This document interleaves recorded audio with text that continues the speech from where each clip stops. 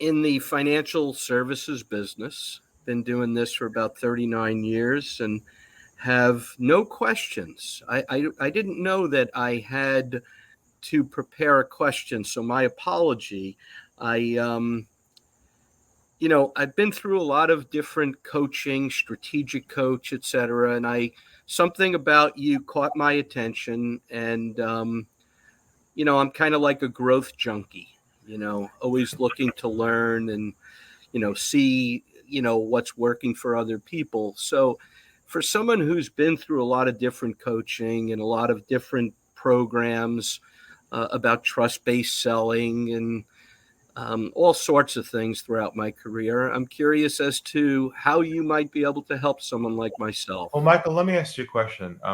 How many opportunities on average per month do you get in front of or do you speak with typically, or on a phone call? How on average per month, typically? Probably it's very hard for me to track because I have two businesses. One is a wholesale business where I act as a back office for insurance agents and financial planners to place insurance business. And then I do some fee-based and traditional financial planning for retail clients. Probably 80%, 70% of my revenue comes in on the wholesale business. Yeah. But a lot of that has morphed into the retail business, as some of these people don't have the expertise on the insurance side. So I'm doing joint work with them. Let's use retail for now, just as a case study. So how many people do you get in front of per month on the retail side? On average, you speak. I would say 5 to 7. Okay, let's just be call it 5. Be conservative. Mm-hmm. So you speak with 5 opportunities a month. Of those 5, how many would you typically onboard as a new paying client on average of the 5 each month? I would say about half.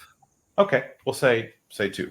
Be conservative. I don't really track any of it, but yeah, that's okay. I'm trying to ballpark this to see where there might be an opportunity for you to improve what you're doing. So 5 a month, 2 onboarding, and I assume your average value per client, I would assume AUM and all that, maybe about 5-10K a year if they onboard with you, I guess, based upon assets. Let's just say 10K, be conservative. Okay, so 10K per year over 10 years, they're worth you $100,000, right? If they stay with you for 10 years. Yeah. Okay. Okay, so one new sale to you is worth $100,000 in value if you can onboard another client each month. Right? If you get one new client, an extra one. Okay. They're your numbers. So I'm just trying to take your situation. So I guess what I'm trying to say is if you got 5 a month and you're onboarding 2, what if you can close that gap and just help you convert 1 more or 2 more or 3 more of those a month, just based on your ability to be more effective at them trusting you on that first conversation where they say to themselves, let's do this. If we can close that one gap, that to me seems like a hole you've got in your situation right now. Okay. I think. Yeah, go ahead. No, I was going to say, I think that, there's always room for improvement, and that's why I'm here. Yeah. I don't think that, for you making me aware of that, which is something, quite frankly, I was aware of. If I had a higher closing ratio, there's only 2 things we can do. We could either be a better salesman or we could see higher quality people. So I'm very much aware of what you're saying, but what are you going to do to I'm very good at building rapport, building trust, showing my credibility. Let me ask you a question real quick. We have 2 minutes left. When you have your first meeting with people, and they show up in your office or Zoom. Mm-hmm. I'm not sure how you do it, but mostly Zoom. Okay, let's say they show up in Zoom. It's your first meeting with them, and they show up. How do you begin your meeting? What do you say? Ari, what would make this a great meeting? So when we're done with today, you feel like, wow, this was spectacular. I'm so glad I met you. And then I just let them talk. Wow, interesting. Okay, so that can go in a whole bunch of different directions depending on where they're at. And then you have to chase that direction and follow it somewhere where they want to take you.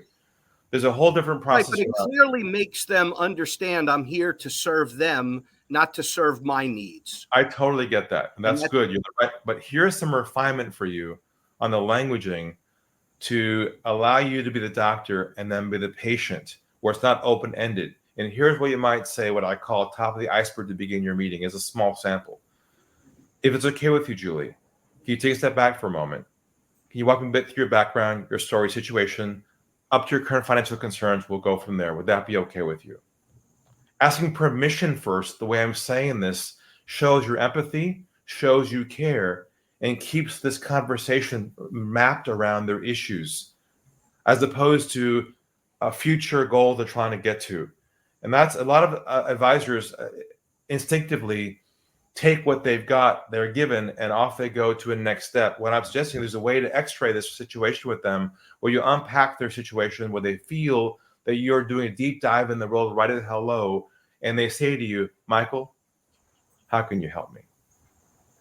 It's very efficient. It's called the one call sale. I've got to run now. We've got to end this show. Once you come back, reach out to me. I'll walk you through it. Just through our website, go to my free consult page, fill out the form. I'll get you on the calendar. We'll talk more, okay? Sounds great. Thanks so much.